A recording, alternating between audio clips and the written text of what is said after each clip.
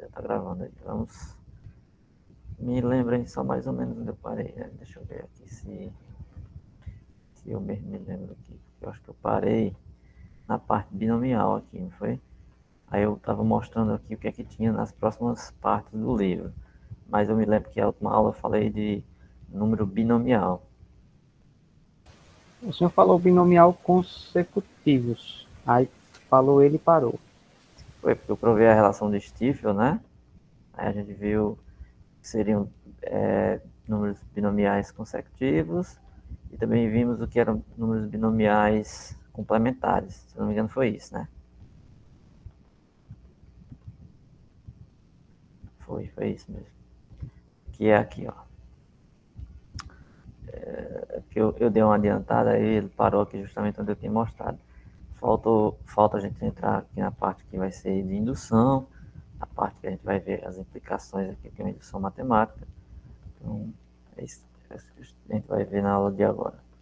Só que essa parte que a gente viu de binomial, nós vamos voltar nela um pouco mais para frente, porque nós vamos provar o teorema binomial e o que é o desenvolvimento do binômio de Newton, né? Isso aqui que eu estou voltando é só para mostrar onde eu parei, certo? Tem esses exercícios aqui, eu devo indicar alguns aí para vocês resolverem, tá bom? Ó, tá aqui, a relação de Stifel, binomiais complementares, binomial consecutivos. Aí vem uma sequência de exercícios. Eu vou marcar alguns, assim, eu não sei se eu vou digitar essa lista agora, porque assim, os exercícios já estão aqui. Você já tem um PDF. Eu acho que se for para eu digitar essas questões que já estão aqui digitadas, eu vou meio que perder meu tempo. Então, assim, eu não acho que seria importante fazer isso. Eu acho que o mais importante seria, talvez, eu marcar alguns. Por exemplo, vou aqui selecionar alguns e vou dizer. Vocês prestem atenção e anotem aí, ou quando eu disponibilizar a aula, você assiste e vê lá a gravação, mas você pode anotar aí. Por exemplo, eu vou marcar aqui, possivelmente a primeira, eu devo marcar a segunda, aí vou pulando algumas, não vou marcar todas, porque senão vai ficar muito exercício para vocês, certo? Ou então eu faço o seguinte, eu digito aqui, ó, as questões número tal, tal e tal, da página, aí eu digo qual é a página e digo quais são as questões, certo? Aí você vai aqui no PDF, abre e olha quais são as questões que eu marquei, beleza? Então vai ser isso aí. Ok, então assim, eu terminei esse capítulozinho aí, vamos entrar no capítulo de indução, certo? Alguém aqui já viu indução? Já estudou alguma coisa de indução?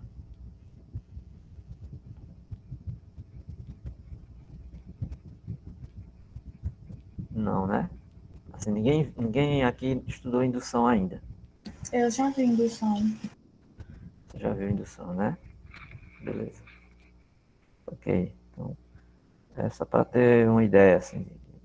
E a indução, às vezes no primeiro semestre, ou dependendo da disciplina, outra disciplina mais à frente, né? Talvez em álgebra linear, não sei.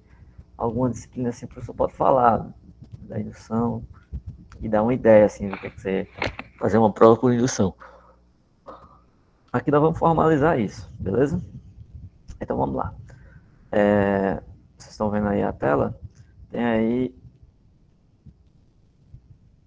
capítulo 2, que é indução matemática. Então, indução é uma coisa que é utilizada assim muito em matemática. Então, é uma coisa que vocês vão sempre usar. Eu digo sempre assim, sempre que vocês entrarem em contato com algum conteúdo de matemática, vocês vão ver em algum momento alguma coisa que tem a indução. Se você estiver mencionando, estudando alguma prova, uma demonstração, sempre vai acontecer situações onde você vai recorrer às induções para provar alguma fórmula, algum teorema, alguma proposição, algum resultado em matemática que você utiliza desse recurso para fazer uma demonstração. Já é uma técnica que a gente utiliza para demonstrar, certo? Como é que é feita essa indução? Nós vamos ver aqui e vamos ver exemplos. E, evidentemente, alguns exercícios para vocês fazerem, certo? Então, vamos lá.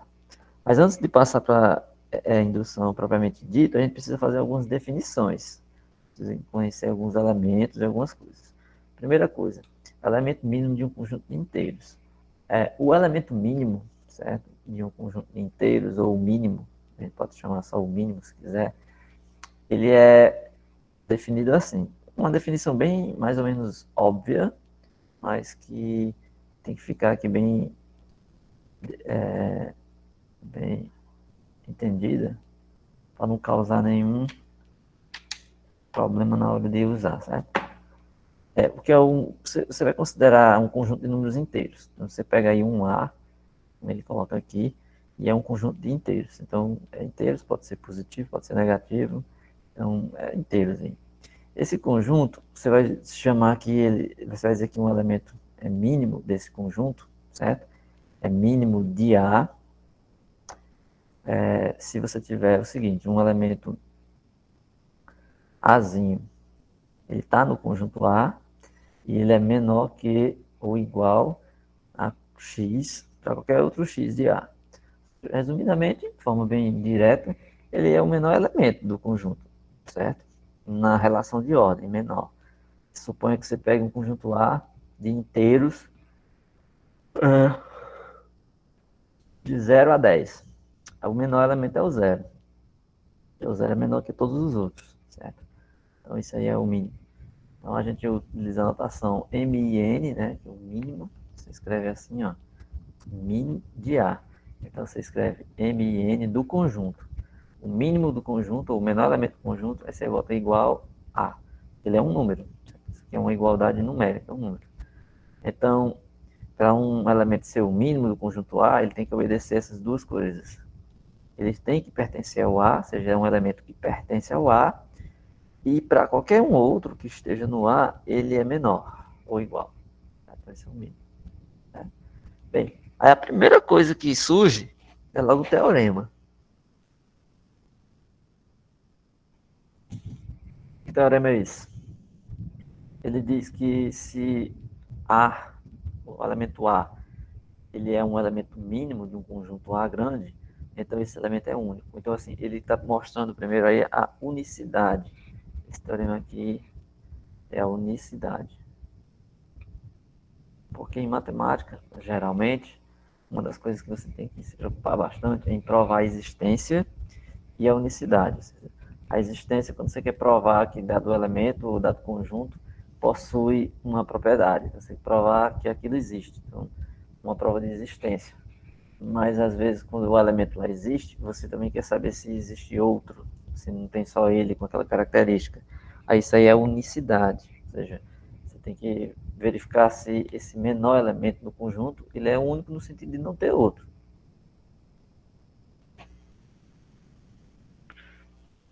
Essa prova, vamos ver aqui a demonstração, ela é simples, mas ela é bem legalzinha de se fazer, porque ela é uma prova que se repete muitas vezes. Em matemática você vai, muitas disciplinas e muitas vezes que se for fazer prova onde você precisa mostrar a unicidade de um menor elemento, provar que existe um menor elemento, você recorre você recorre a essa técnica aqui. Ou seja, você vai supor que tem dois, certo? Suponha que ele não é o mínimo. Então, se ele não é o mínimo, é porque tem um outro também que é mínimo. Então, você tem dois mínimos. Ou seja, então você vai ver que esses dois mínimos, na verdade, são o mesmo. Ou seja, você não tem dois, na verdade, você tem um. Então, veja só. De fato, né, como é feito. Se existisse um outro mínimo, ele chamou B. Então, suponhamos aí que B é um mínimo de A, então ele tem que satisfazer. Ele é menor, ele pertence ao A, e para todo elemento de A, esse B é menor ou igual que X. Ou seja, ele obedece às propriedades de ser mínimo, certo? Aí, primeiro, o que é que você vai tirar disso? Se ele satisfaz essa condição aqui, o B, e também você sabe que o A também satisfaz, porque o A é o mínimo. Então, ele está no A, e para todo elemento do Azão, o Azinho aqui é menor ou igual que X. Ora, então o A é menor que todo mundo, e o B também. Em particular, o A é menor que B. Por quê? Você está usando que A é o mínimo, certo? Então o A tem que ser menor ou igual que B. Por outro lado, o B também é menor ou igual que A, porque você está usando que o B é mínimo. Então você está com A menor ou igual que B e B menor ou igual que A. Aí isso aqui implica, ou seja, se você tem que um número é menor ou igual que o outro e esse outro é menor ou igual que ele, só tem uma saída. Esses números, eles são iguais. Um é igual a B. Assim, uma demonstração bem óbvia, bem simples, não tem o que se fazer, né? Essa propriedade aí a gente chama de antissimetria, certo? Porque a gente tem uma relação de ordem entre elementos. E o menor ou igual é uma relação de ordem. Quando você pega elementos, você ordena pelo tamanho deles, vamos dizer assim, nos inteiros. Então você tem uma sequência aí, tal, A menor que B, B menor que C. Então nessa ordem, você pode fazer as comparações entre os números. Então, quando você pega dois números, A e B, você só tem três condições. Você tem que ou A é igual a B, ou A é menor que B, ou A é maior que B, certo?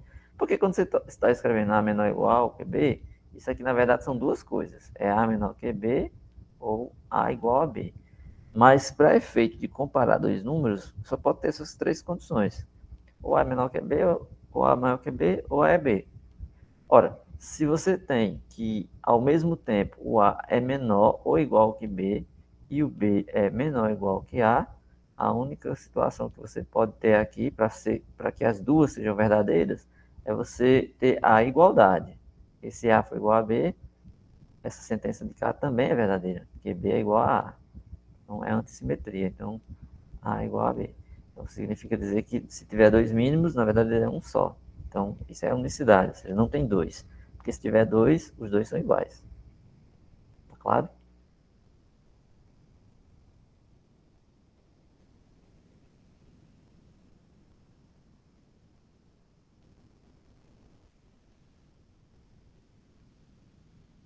Beleza.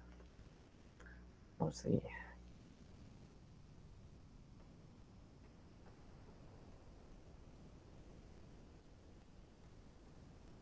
Aí no caso aqui dos inteiros, esse menor elemento, quando ele existe no conjunto, a gente diz que ele é o primeiro elemento. No geral, nos inteiros é isso.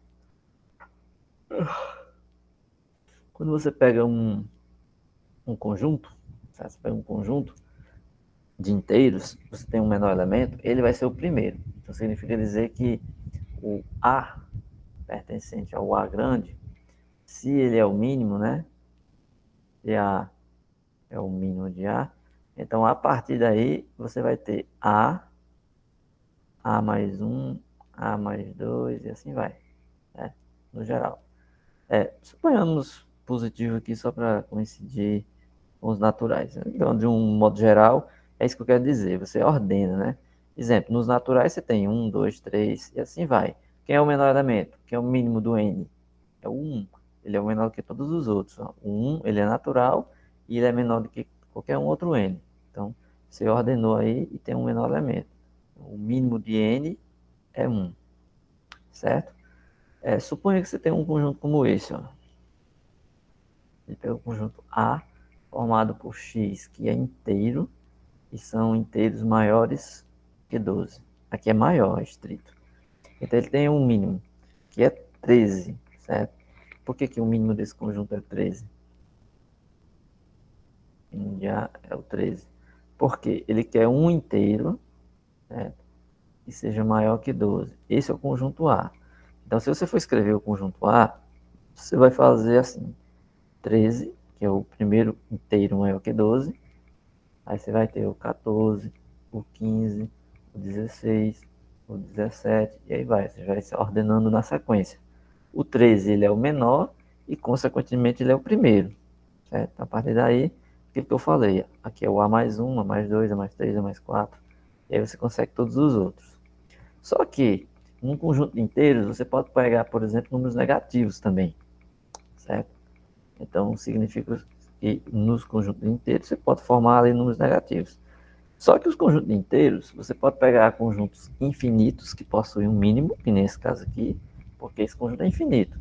Pegar os inteiros maiores que 12, todo um número acima de 13 para frente vai ser maior que 12. Então quer dizer que você tem um conjunto infinito. Ele começa com 13, mas não tem fim. É um conjunto infinito, então ele tem um mínimo. Agora vamos olhar esse outro conjunto. Esse outro conjunto aqui ele é de inteiros, certo? negativos, ou zero. Então, ele é conjunto formado por 0, é menos 1, menos 2, menos 3, e assim vai. Ele é inteiro dos números não positivos. Mas eu perdi a noite de sono ontem, aí passei o dia, tô com insônia, aí eu passo o resto do dia só com sono. Vocês me desculpem aí, viu? Tá só bocejando na aula, pode até dar sono em vocês assistindo a aula e eu desse jeito.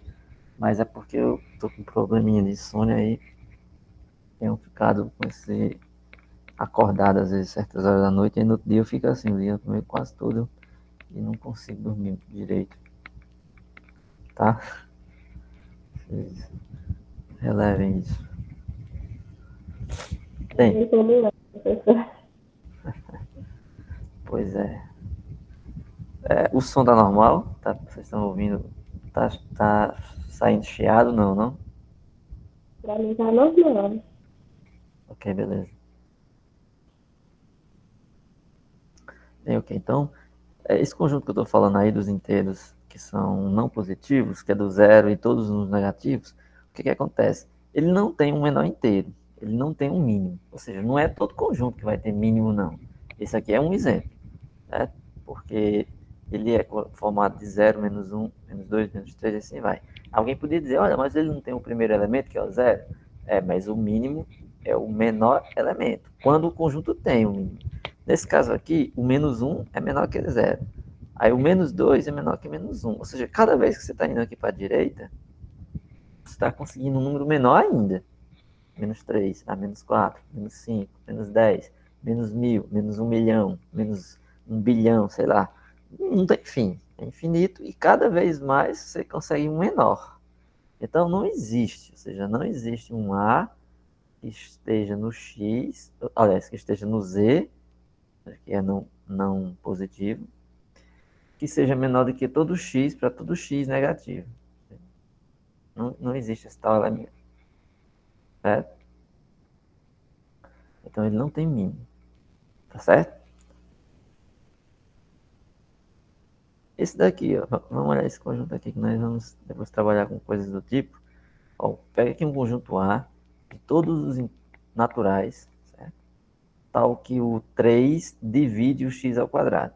Observação, para ver o que vocês entendem. Por isso nós vamos usar muito essa notação, certo? Mais para frente, nós vamos usar muito essa notação de 3 divide x ao quadrado. Nós vamos ver até a notação. A notação para isso é 3, uma barra, x ao quadrado.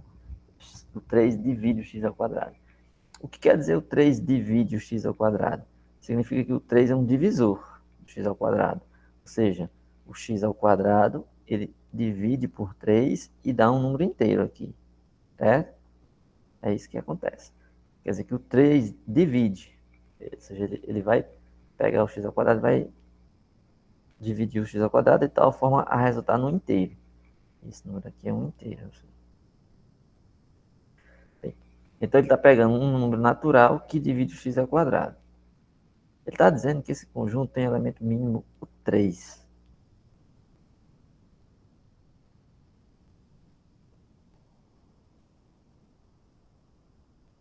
O mínimo de A é 3.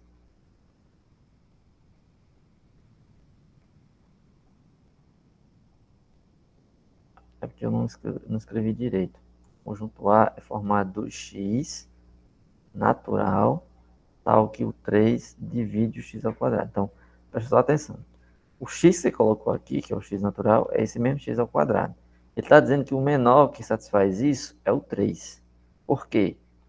O 3 está no A. Por quê? Pertence ao A.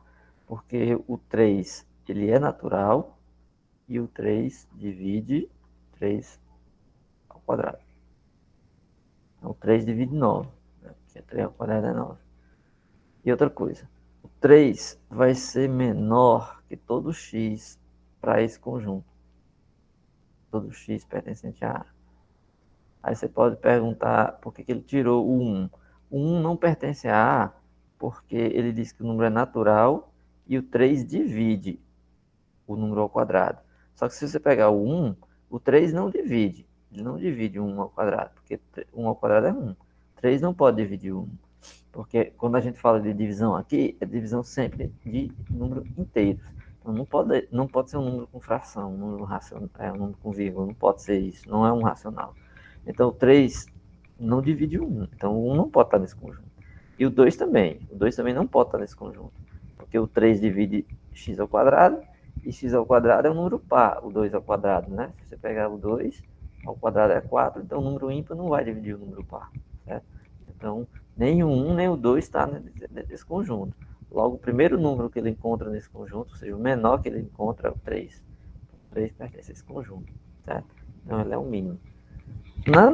No geral, nos conjuntos, existem às vezes situações em que você provar quem é o elemento mínimo não é muito fácil. Às vezes, você provar que um conjunto tem um mínimo não é muito simples.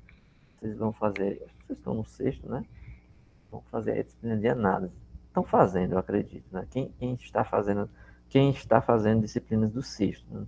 Aqui é uma turma heterogênea, então tem gente aqui que não está no sexto, está pagando disciplina do sexto, mas não está pagando todas.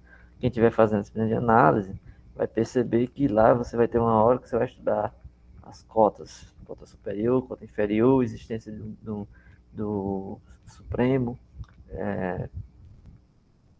a existência do Supremo de um conjunto, do ínfimo de um conjunto.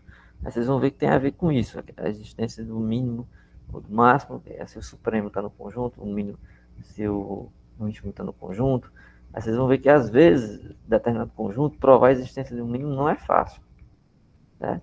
Aí, aqui dentro dos números inteiros, alguns recursos facilitam as coisas para a gente. Um deles é esse aqui, é o princípio da boa ordenação. Vocês vão simplificar, usar o P, B, O. O que é o princípio da boa ordenação?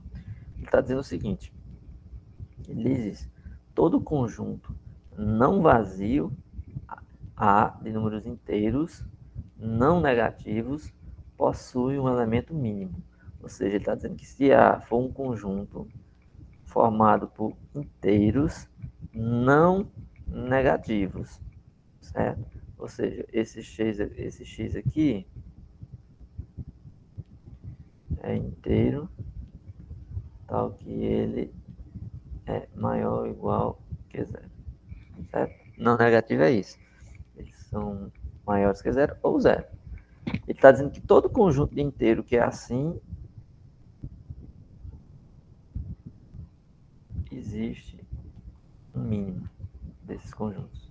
Então, esse é o princípio da boa ordenação.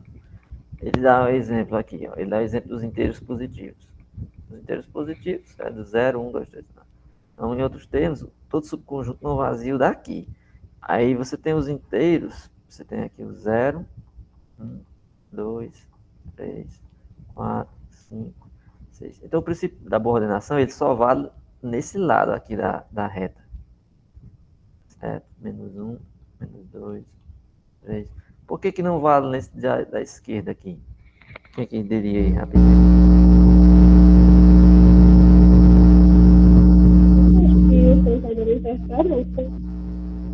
Como é? O professor está chiando bastante. E agora? Agora melhorou. Não, é porque tem um vento aqui próximo. Tem um ventilador aqui próximo, ele tá batendo no microfone quando eu fico de frente para ele. Por isso que eu perguntei antes. Mas eu acho que eu não tô ficando de frente sempre. Então, quando eu não fico de frente, eu acho que dá para vocês ouvir sem chiado, né? Agora tá melhor, só uma vez daquele jeito. Certo. Se ficar com esse barulho, vocês me avisam para eu ficar de tal forma que não atrapalhe, tá? Sim, mas eu perguntava sobre esse número de inteiros aí negativos. Por que não tem? Bem, eu mesmo vou responder, se ninguém responder logo. A gente viu aí no exemplo, né? Eu dei um exemplo de inteiros, onde o conjunto é infinito de números negativos, vai só diminuindo, 0, menos 1, menos 2, menos 3. Então, qualquer subconjunto de inteiros negativos, se ele for finito, beleza, ele pode ter um menor elemento. Você acabou em um lá, mas se ele for infinito, ele nunca vai ter, porque você vai estar cada vez mais diminuindo. Esse exemplo que a gente fez aí, os inteiros negativos. cada vez mais você tá diminuindo os números, tá? 0, -1, -2, -3, tal, tal. Você está indo para menos infinito, então nunca vai parar, então não tem mínimo. Agora, já os positivos, você está crescendo, então você sempre começa de um menor, certo? Estão entendendo, né? É por conta da relação de ordem. Do lado positivo, você sempre começa num número pequeno e vai subindo. Você vai ter que começar de 1 e vai crescendo, vai aumentando. Então, vai existir o menor, aquele que foi o que começou o conjunto. Já do lado negativo da seta, se você olhar aí, não. Se você começar o conjunto com -1, não vai se enganar. O conjunto está começando com -1. Você colocou lá -1, -2, -3. Embora o conjunto começou com -1, mas ele não é o menor. Porque cada vez que você vai afastando para a esquerda, você está diminuindo o valor. A relação de ordem aí está fazendo cada vez mais para o lado esquerdo, diminuindo. Então não tem um menor. Nunca você vai encontrar um menor do que esse primeiro que você pegou, que é o contrário da parte positiva. Que a parte positiva você vai começar com um número que vai aumentar, tá certo? Então assim, para ficar decorado aí, para ficar na mente de vocês, o princípio, o PBO, né, o princípio da boa ordenação, o que é que ele diz? Todo subconjunto A de inteiros não negativos, A, e se A não é o vazio, possui menor elemento. Certo?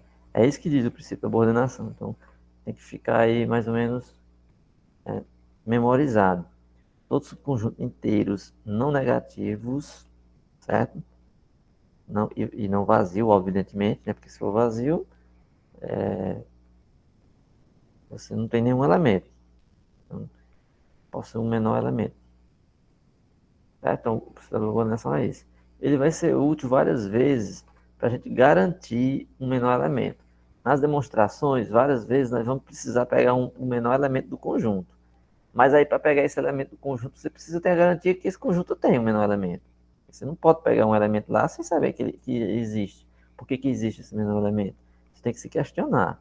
Existe porque o conjunto é de inteiros não vazios, logo pelo princípio da boa ordenação, possui um menor elemento. Tudo aqui tem que estar bem ordenado, ou seja, tem que estar bem explicado. Você pegar um subconjunto de inteiros não vazio e inteiros não negativos, então existe esse menor elemento e você prova isso usando o princípio da boa ordenação. Você só usa o princípio da boa ordenação. Certo? Em símbolos é isso que eu acabei de dizer. Para todo conjunto A contido no Z positivo, ou seja, A é um subconjunto de inteiros positivos, não vazio, então implica que existe o mínimo de A, ou seja, existe o menor elemento, certo? Aí você pode ver exemplos. Os números ímpares. Os ímpares começam de 1, 3, 5, 7. Ele é um conjunto, ele é um subconjunto de inteiros não negativos. Ele é 1, 3, 5, 7. Então ele satisfaz, ele não é vazio. Ele está dentro dos inteiros, é não vazio, é não negativo.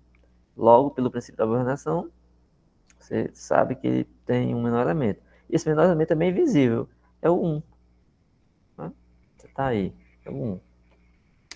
Agora, tome cuidado que esse conjunto, esse princípio, ordenação, ele é usado para subconjunto de inteiros. Não saia querendo aplicar ele em conjunto de números reais. Isso não vale, certo? Isso aqui é um teorema próprio para números inteiros. Como tudo aqui nessa disciplina. Nossa disciplina aqui, o reino, aqui, o universo onde nós estamos tratando é só de números inteiros. Nós não mexemos aqui com números racionais, não mexemos com números reais, muito menos complexos, certo? Tanto é que para isso existe complexos, existe a disciplina de variáveis complexas. Aí lá sim, lá você só vai estar estudando números complexos. Está dentro do universo dos números complexos. Em análise real, você vai estar dentro do conjunto dos números reais. Então, cada um no seu lugar, né? Deixa eu ver se eu dou um salto aqui, porque tem vários exemplos. Se eu ficar fazendo tudo, a gente não anda.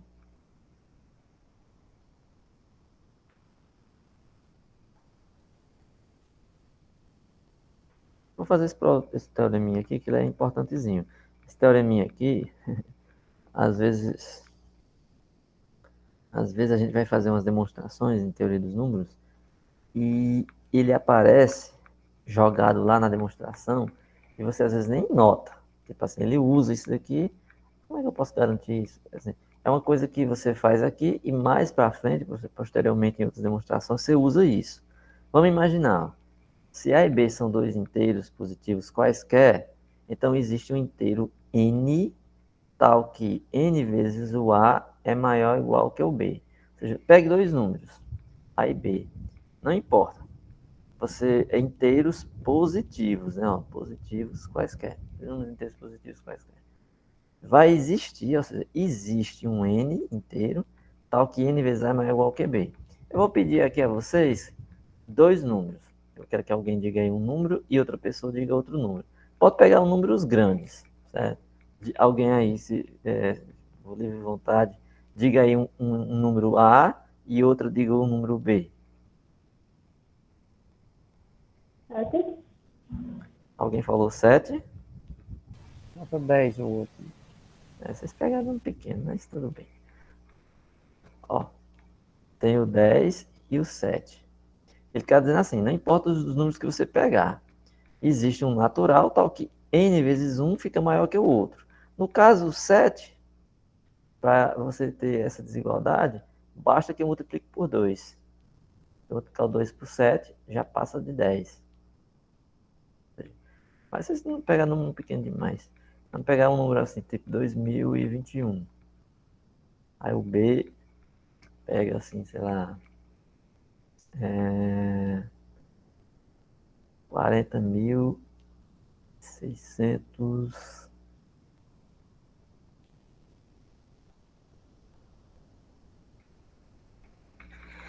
40.000 não.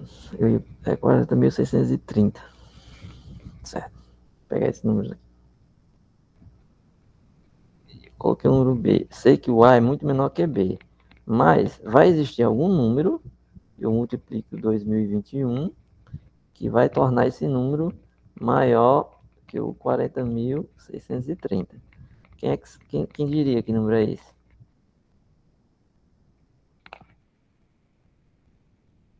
Que número eu multiplicaria por 2021 para ficar maior que o 40.630?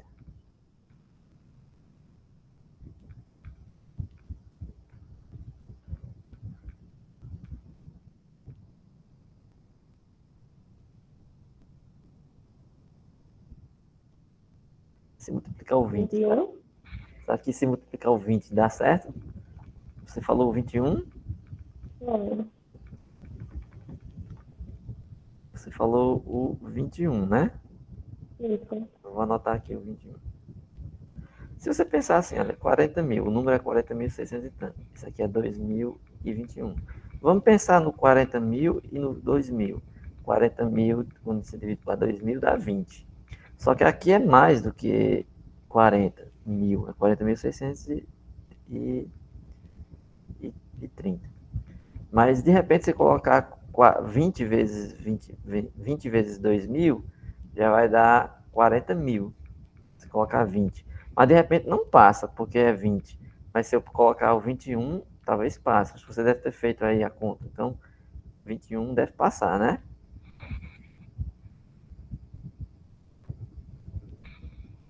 Eu fiz a conta aqui e passou. Deu 42 Exatamente. e alguma coisa. Ó, dá 2021 mais 21 aqui, né? Ops.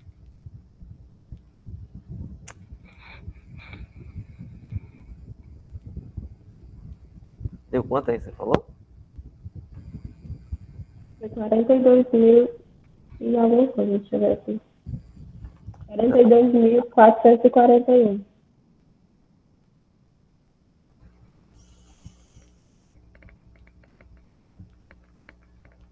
Exatamente. Você multiplica o 1 aqui, repete. Aí o 2.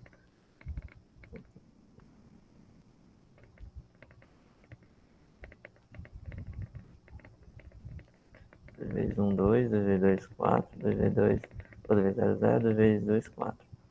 Vai dar 42. que dá 1, 4, 2.441. Se nós multiplicássemos pelo 40.000, aliás, pelo 20, não iria ser suficiente, né? Iria dar aqui 4 zeros. O dobro aqui iria dar 4.042, né? 2, 4.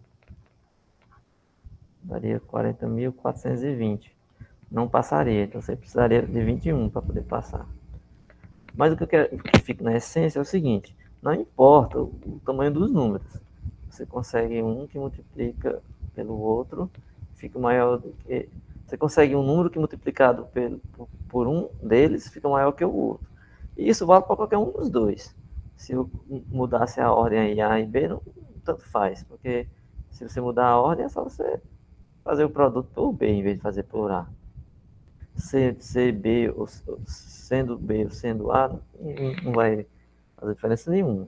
O importante é que quando você multiplica um inteiro pelo CI, vai existir um número que fica maior.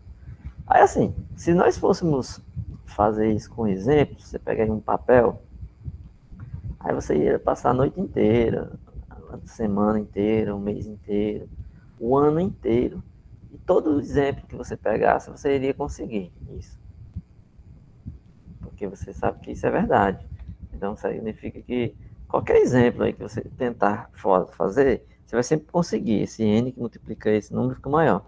Mas a quantidade de números inteiros é infinita. Então, não dá para você estar fazendo um por um. Você tem que fazer a prova sempre de um jeito que você prove e que valha para qualquer conjunto, qualquer no geral. Então, isso é o que é a essência da uma demonstração. Você vai fazer uma demonstração que é uma prova formal que vai ser utilizada para que você tenha aquela coisa como verdadeira, independente do exemplo que você pegue. Certo? Se você pegar um exemplo, o professor mandou provar isso aqui. Aí eu vou pegar o 1.800 e vou pegar o 2.000, o 300 e tantos mil e 400. Isso aí você pegou um exemplo. Não vale. Então você tem que provar, fazer a prova formal. Fazer a prova formal, certo? Então vamos aqui. Vamos fazer a demonstração de que isso é verdadeiro. Então, demonstração. Aí a demonstração, vocês vão ver que ele vai usar algumas coisas que a gente já falou aqui. Primeiro, suponha que A e B são dois números inteiros positivos, né? Ele não quer dois números inteiros positivos, então pega A e B, dois números inteiros positivos, certo? Para os quais você vai pegar e N vezes A é menor que B. Para todo inteiro N. Então está dizendo assim, está pegando um conjunto de inteiros positivos, tal que N vezes A é menor que B para todo inteiro. Não é existe algum inteiro positivo. Ele está dizendo, ele está pegando esse conjunto aqui dos formado por dois elementos, A e B, tal que N vezes A é menor que B, para todo N inteiro. Aí ele vai formar um conjunto. O conjunto é esse que ele vai formar. Esse conjunto aí, certo? Ele vai pegar o conjunto que satisfaz essa condição. Perceba que se N vezes A é menor que B, é a mesma coisa de dizer que B menos NA é maior que zero. Concordam? Ó, passar esse NA para lá, fica B menos NA maior que zero. Então ele formou aqui um conjunto que é colocado assim. B menos NA, tal que N é inteiro. E aqui é para todo N inteiro. Então isso aqui é um N que pertence aos inteiros. Então ele vai formar esse conjunto. O que é que ele quer com isso? Ele quer um conjunto que seja não vazio, formado por inteiros.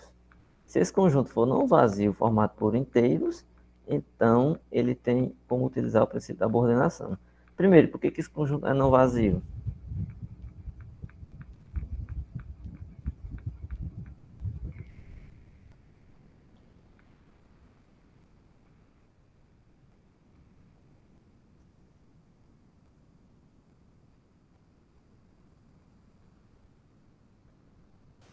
Eu me perdi um pouquinho aqui. Qual o conjunto? esse conjunto S que eu formei. É o conjunto formado por os elementos da forma B menos A, B menos N vezes A com N inteiro, certo? Esse conjunto ele é formado assim, pegou dois inteiros, tais que N vezes A é menor que B para qualquer inteiro que você pegar positivo.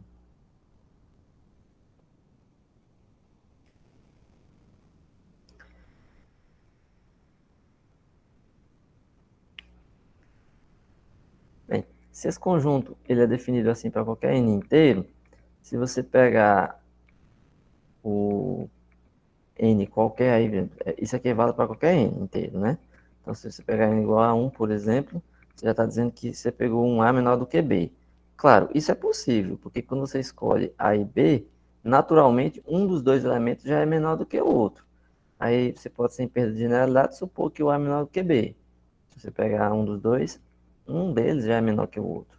E se A for menor que B, B menos A já é positivo. Então isso aqui já está no conjunto. Então ele já é um conjunto não vazio. Mas o que interessa é o seguinte: se S é um subconjunto de inteiros positivos e S é não vazio, então você pode usar o princípio da coordenação. Significa o quê? Que ele possui um menor elemento, ou seja, existe um mínimo em S. Ele chamou esse mínimo aí de B menos K vezes A. Por quê? O mínimo de S, né, um mínimo de S, é um elemento que está no S. Vamos chamar esse elemento de, deixa eu ver, de alfa, certo? Então o alfa está em S. Mas S, a cara dos elementos de S é assim, B menos NA, um N inteiro. Então o alfa tem que ter essa cara. Então ele é do tipo B menos K vezes A. Por que ele usou um K? Porque se ele é o menor, ele não é N para todo N. Existe um K, ou seja, existe um K inteiro, tal que o alfa é B menos K vezes A. Ou seja, ele tem essa expressão, porque ele é um elemento do IS, e os elementos do IS têm essa cara, certo? Beleza. Com isso, ele vai usar o seguinte argumento. Ora, o conjunto S é formado por todo mundo que é assim, ó. Professor, eu me embananei um pouquinho nesse começo da demonstração. Certo. Vamos aqui. O S é um conjunto de números inteiros, você entendeu, né? Por quê? Aham. Porque ele escolheu A e B, tais que N vezes A é menor que B. Então, passa esse NA para lá. Então, B menos NA é positivo. Então, significa que ele pode pegar um conjunto formado por elementos que são desse jeito.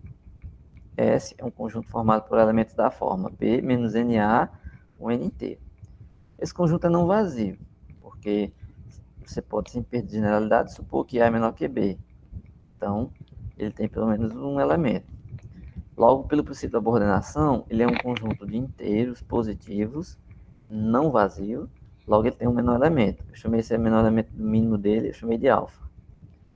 Se alfa é um elemento de S, certo? Se alfa é um elemento de S, e S tem que ter essa cara, então o alfa tem que ter a mesma cara, aí B menos K vezes A. Por que eu não usei o N? Porque esse N aqui está valendo para todo N natural. Alfa é um elemento só, então esse K que eu coloquei aqui é um K inteiro, fixado, ou seja, existe ele lá. Por que existe? Porque o alfa tem que ser da forma B menos K vezes A, certo? Não sei se você está entendendo, mas é isso. Bem, Entendi. esse K é um número inteiro. Aí, beleza. Esse B menos K vezes A está aqui. Só que se você perceber, pela definição do S, se esse elemento está em S, esse daqui também vai estar.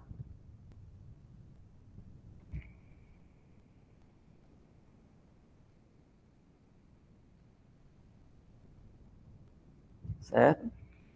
Por quê?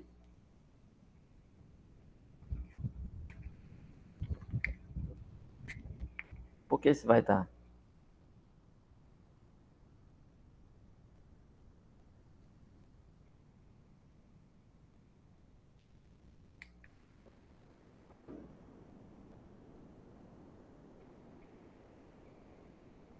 Alguém sabe dizer?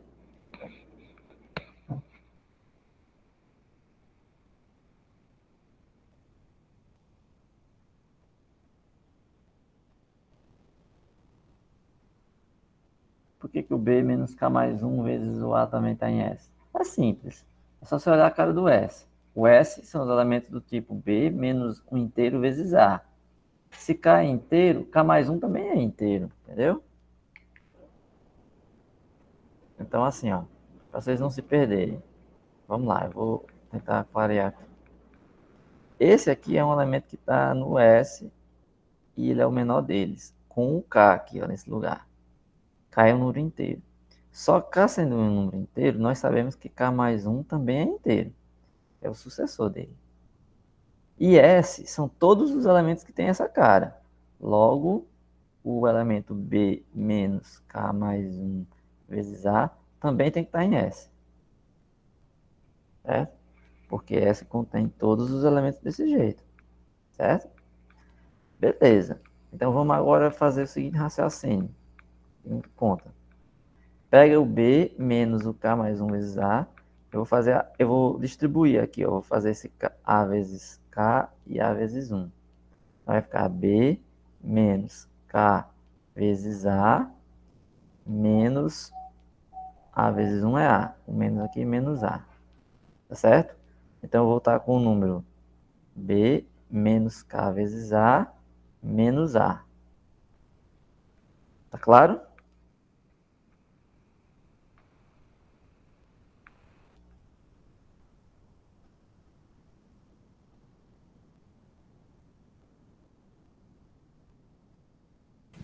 Tá, aí tá que tá claro.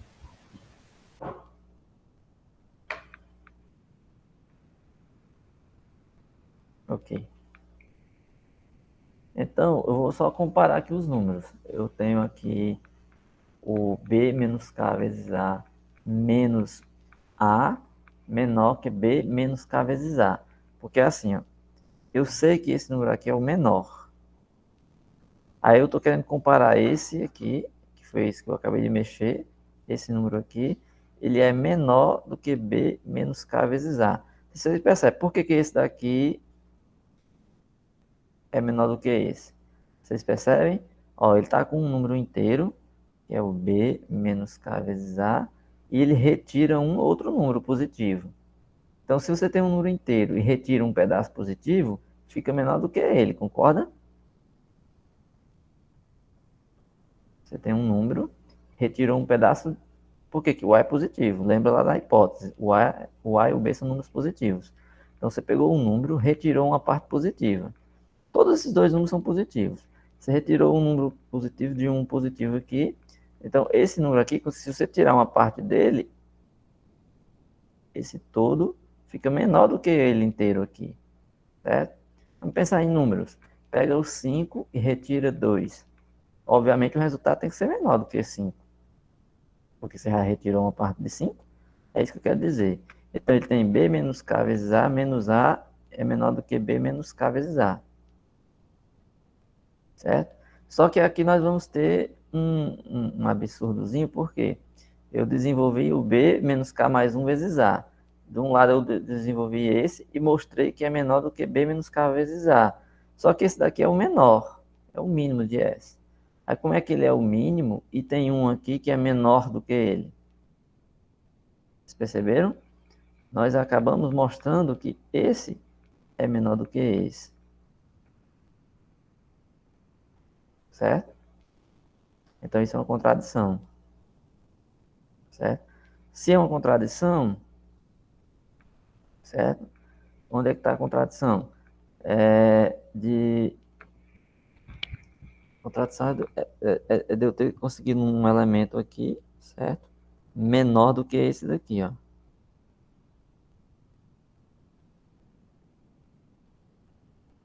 Pronto.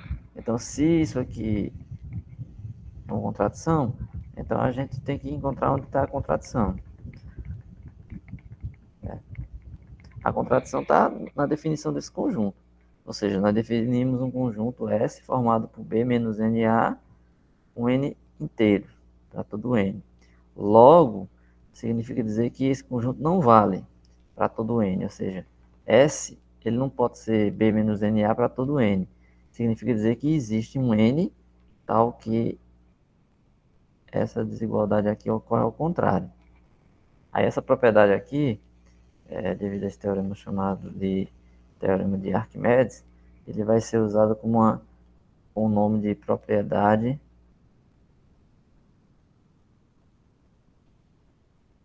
arquimediana.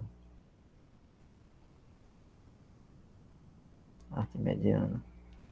Ou seja, é de você pegar dois números inteiros, A e B, positivos, existe sempre um N que multiplica um deles e fica maior do que o outro.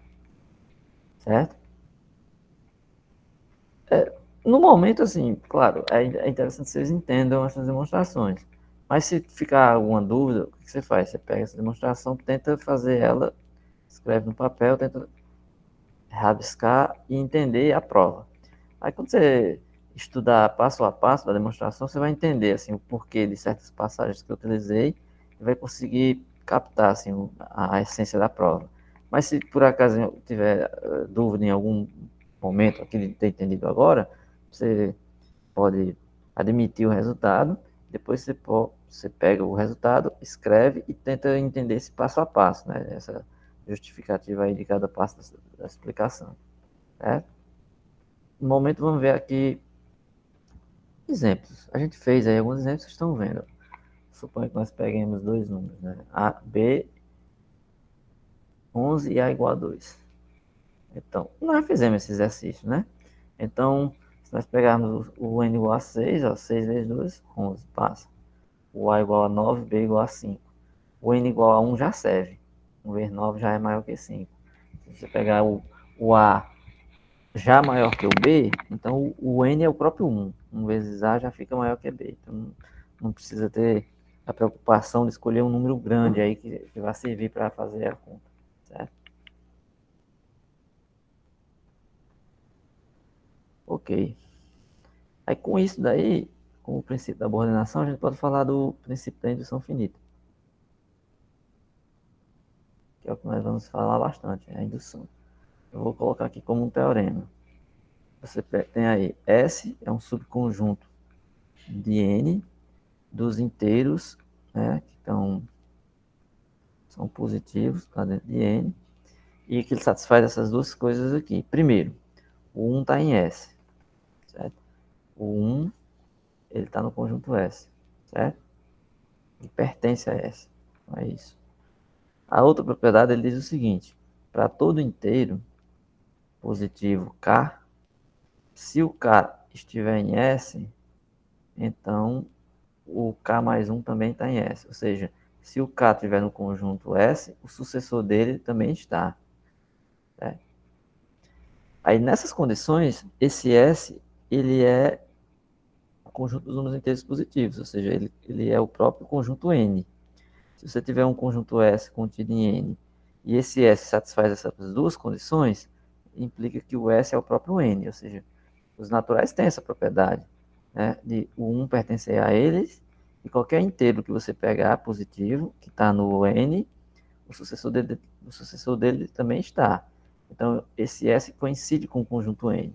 Isso aí é o princípio da indução finita, certo? Aí aqui tem a demonstração, que a gente pode mencionar aqui se quiser. Não sei se eu vou chegar a provar, porque assim, nessa primeira parte ele vai ter várias demonstrações e eu não sei se vai dar tempo para eu fazer tudo, porque se eu ficar fazendo todas, a gente não anda muito, certo? Eu quero andar um pouco mais rápido nessa primeira parte aqui, para sobrar tempo para a gente ver as coisas mais interessantes lá no final. Mas eu tenho que pelo menos mencionar, né, que seja por cima. Eu não vou fazer a prova da indução aqui, do princípio de indução finito, mas eu vou dizer como é que funciona, tá? Só um rascunho. A proposta da demonstração é fazer o uso do princípio da ordenação e também utilizar a, a prova por absurdo. Ó, suponha que esse S não é os inteiros, ou seja, ele está supondo que esse conjunto não é os inteiros. Ele é diferente, certo? Então, ele vai pegar um conjunto X dos elementos X é formado por elementos que não estão em S, certo? E que estejam em N. Ou seja, X grande são conjuntos, os elementos X que estão em N e não estão em S. Então ele é o conjunto de diferença, ele é o N menos S. Por definição, isso aqui são elementos que estão em N e não estão em S. N menos S. Então o X é isso. Então ele vai pegar esse X, é um subconjunto não vazio, ou seja, ele é não vazio, certo? Está contido no N, e vai usar o princípio da coordenação. Então, se ele é não vazio e é de inteiros positivos, então ele tem um menor elemento. A gente chamou de x0, o menor elemento. Aqui. X0 é o menor elemento do conjunto X. Certo? Aí vamos fazer aqui umas coisas. Talvez dê até para a gente provar aqui. Dá para provar, né? É rápido. Pela primeira condição, o que é que diz? Que o 1 está em S. Por quê? Porque pela condição 1, a gente viu o seguinte.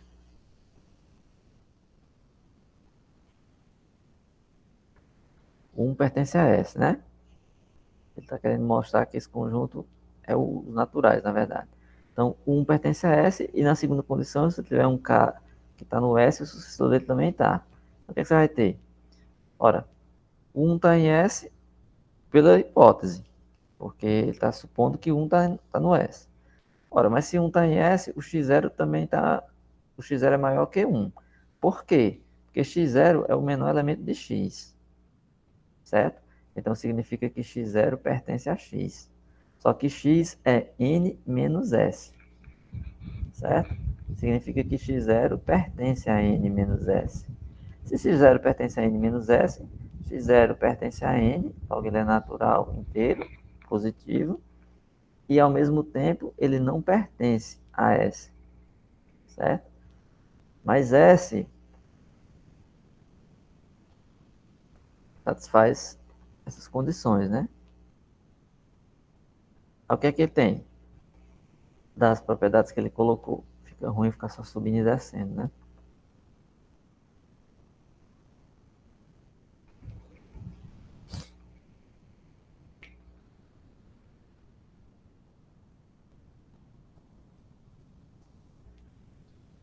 Então, se 0 é maior que 1, certo? Consequentemente, se você subtrair 1, se x0 menos 1, ele vai ser um inteiro que não está no x. Por que ele não está no x? Porque você sabe que o x0 e o x0 menos 1 são números de tal forma que um é o sucessor do outro. Ou seja, o x0 é um sucessor do x0 menos 1. Então, se o x0 não está em S, o x0 menos 1 também não está. Porque, senão, iria contrariar o fato do x0 não pertencer a S. Ou seja, a propriedade de S diz que se um número está, o sucessor dele também está. Então não pode. Logo você tem que ele não pode pertencer ao x, já que o x é n menos s. Certo? Então com isso daí, ele segue a outra condição, né? Então ele chegou aqui que se o x0 menos 1 não pertence a x, ou seja, implica que o x0 menos 1 pertence a s. Lembrando, ó, presta atenção aqui nessa coisa aqui. N menos S. Se um número pertence a essa diferença, significa o quê? Que ele pertence a N e não pertence a S. Dizer que o número não pertence à diferença é o contrário. Significa dizer, se ele não pertence a N menos S, significa dizer que o X pertence a S e não pertence a N. Aliás, que ele pertence a S. Certo? É isso que ele quer dizer bem aqui, ó. É isso que ele está querendo provar bem aqui. Só que se Professor, só uma dúvida. Quando coloca só o N, que tem o conjunto N aí, é dos naturais, que ele fala, porque assim, a notação dos naturais é um pouquinho diferente, é um N diferente, né? Mas esse N aí é dos naturais que ele fala. Nesse livro, como é datilografado, ele não faz aquele N assim, né? Uhum. Ele não faz aquele N assim. Mas aí a gente já É compra naturais. os naturais, né? Esse N aqui é naturais. Então, assim, se o x0 menos 1 está no S, o sucessor dele também está. Então, x0 menos 1, quem é o sucessor de x0 menos 1? É o x0, ou seja, x0 menos 1 mais 1, que é o x0. Aí o xs está em S. Mas o x0 não pode estar em S, porque seria uma contradição. Porque o x0 é o menor elemento de x. E os elementos de x são justamente os que estão em N e não estão em S. Então, como é que o x0 pode estar em S e em x ao mesmo tempo? Porque assim, observa só uma coisa. Se o x é justamente a diferença, n menos s, então a interseção entre x e s é vazio. Ops. Então você não pode ter um elemento que esteja em s e esteja em x ao mesmo tempo. O x0, no caso, ele estaria. Então isso é uma contradição. Então o x0 está em x, logo ele não pode estar no xs. Então se é uma contradição, então o que é que acontece? Você só tem uma condição. O n menos s é vazio. Ou seja, o x é vazio. E o n menos s ser vazio é a mesma coisa de dizer que o n é igual a s. Ele ficou um pouco bagunçado aqui, ficou meio... Deixa eu tentar melhorar isso aqui para frente, tá? Eu vou fazer assim. Quando tiver que rabiscar uma demonstração dessa, eu vou abrir aquela lousa, porque senão vai ficar assim bagunçado, vocês não vão entender. Ficou meio que bem desorganizado. Não gostei não, certo? Eu vou tentar abrir lá no outro. Eu nem ia fazer essa prova. Na verdade, eu só ia mencionar. Acabei fazendo, mas acabei foi bagunçando. Deixa eu voltar aqui só para dizer o que é que a gente quis mostrar com isso. Ele pegou um subconjunto dos naturais, mostrou que se esse subconjunto dos naturais satisfaz essa propriedade de ter um e todo número que está nele, o sucessor também estiver, então esse conjunto é o próprio N. Ou seja, todo subconjunto dos naturais que tem essa propriedade só pode ser o próprio S. Qual é a propriedade? Ter o 1 e todo número que está, seu sucessor estiver. Então, só pode ser os próprios naturais. Certo? Lembrando que esse S é formado por inteiros positivos. Por isso que ele coincide com os naturais. Inteiros positivos acaba sendo o conjunto dos naturais. Aí, o que seria uma indução? Assim, para falar, o que seria uma indução matemática? É baseado nesse aí que a gente acabou de provar. A indução vai ser feita assim. Você vai ter uma proposição, certo? Uma frase, uma coisa lá que você vai ter, uma proposição dada através de um número n. Exemplo, uma proposição, você dizer que a 2, uma sentença, né? 2 é um número par, sei lá. Você tem uma proposição. Aí o que é que acontece? Você vai ter um P, mas aqui para N inteiro positivo. Quando eu falei 2 é um número par, eu fixei o N como sendo um 2. Mas a proposição aqui é uma proposição P dada para um N que seja um N inteiro positivo. Ou natural, tanto faz. Aí o que é que acontece? Vamos supor o seguinte, que a propriedade P no 1, ela é verdadeira. Você aplica no 1, ela é verdadeira. Vamos seguir para 2.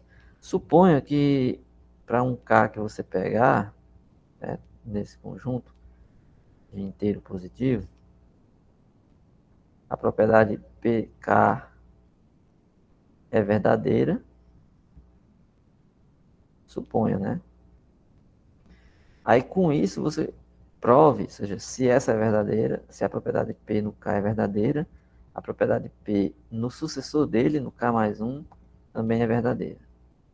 Se você conseguir fazer essa prova, de que no K é verdadeira, implica que no K mais 1 também é verdadeira, então você vai ter provado que essa propriedade P vale para todo N, ou seja, então ela é válida para todo N natural. Vamos dar um exemplo aqui, depois eu vou formalizar esse exemplo, certo?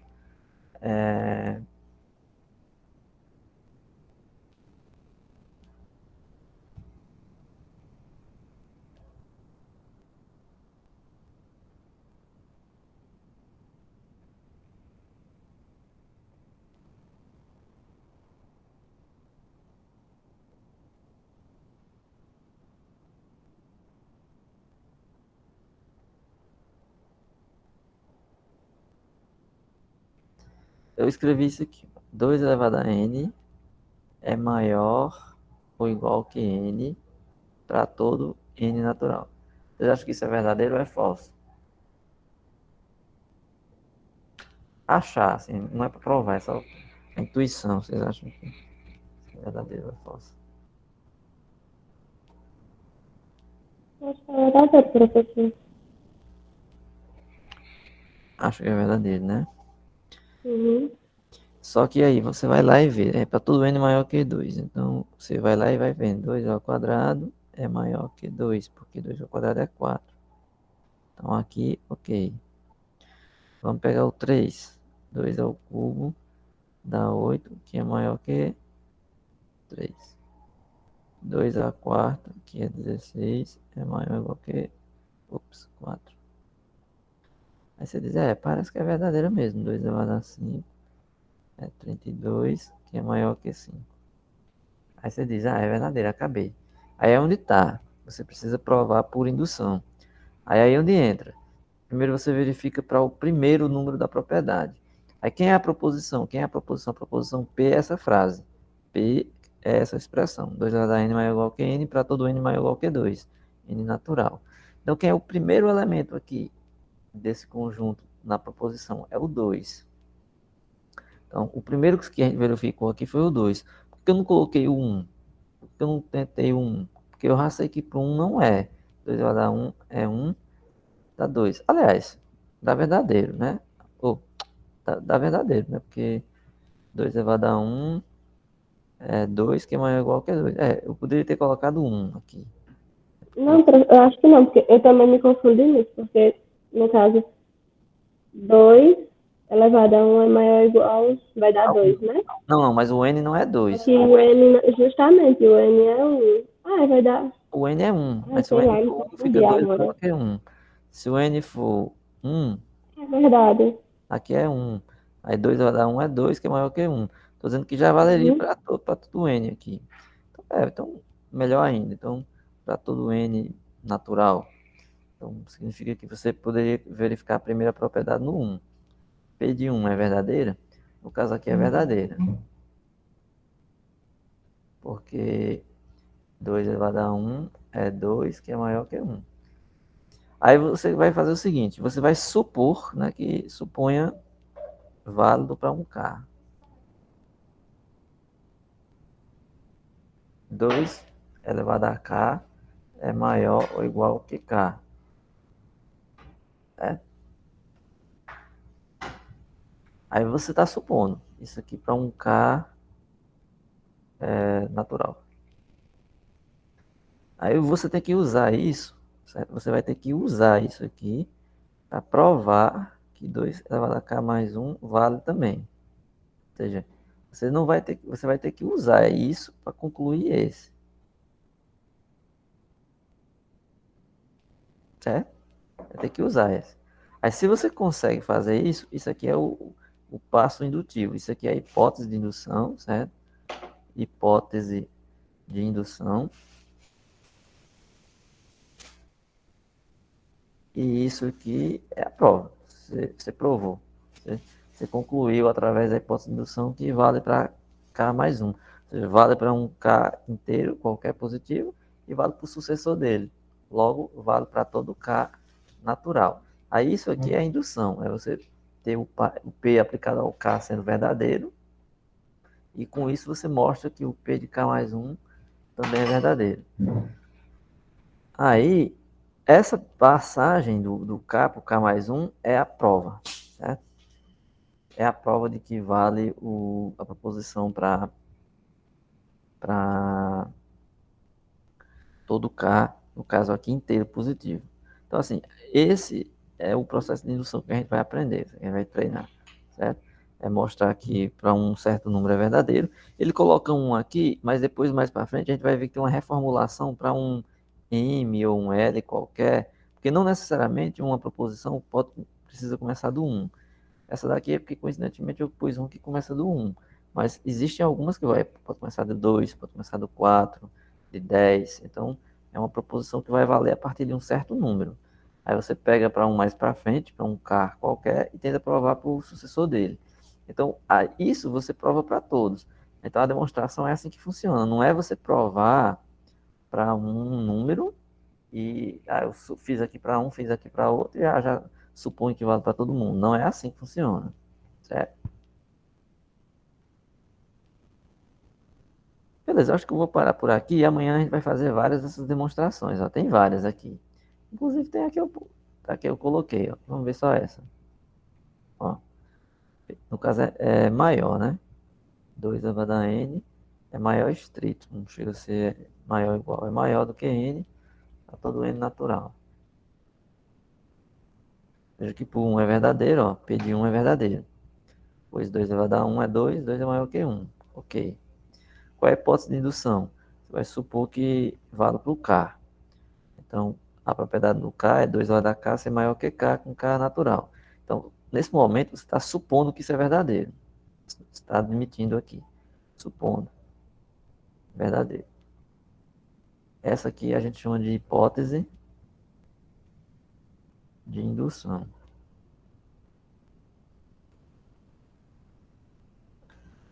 Aí você tem que usar essa identidade. O que foi que ele fez? Ele multiplicou por 2, dos dois lados. Você não sabe que esse é verdadeiro? Então, é uma desigualdade, você multiplica por 2. 2 é positivo, não vai alterar a desigualdade. Então, fica 2 de um lado, 2 de outro. Só que quando você multiplica aqui, você soma os expoentes, K mais 1. Então, fica 2 elevado a K mais 1. E 2K é K mais K. Certo? Só que K é um número inteiro. Então, se K é inteiro, K é maior ou igual que 1. Ele é no mínimo 1, já que ele é inteiro. Então, K mais K é maior ou igual que K mais esse K é maior que 1. Então, você conseguiu mostrar que 2K mais 1 é maior ou igual que K mais 1. E você usou a hipótese de indução aqui. É essencial.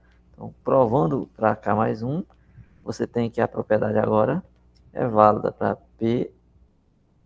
Se a propriedade P é válida no K mais 1. Logo, você usou a indução matemática, não? Logo, a P de N, a propriedade aqui, N é verdadeira para todo N positivo. Todo N inteiro positivo. Aí existem várias proposições a se fazer usando a indução. Aqui no livro tem alguns, né? Tem alguns feitos aqui. Nós vamos fazer algumas dessas aí amanhã. Certo? Aí a gente vê mais alguma coisa referente a isso. E talvez prove o teorema binomial.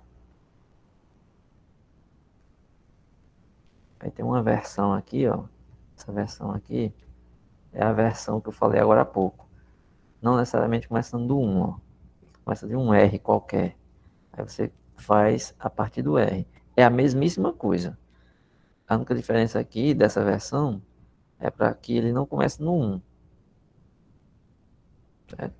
Então é só uma reformulaçãozinha na expressão. Aqui é do mesmo jeito.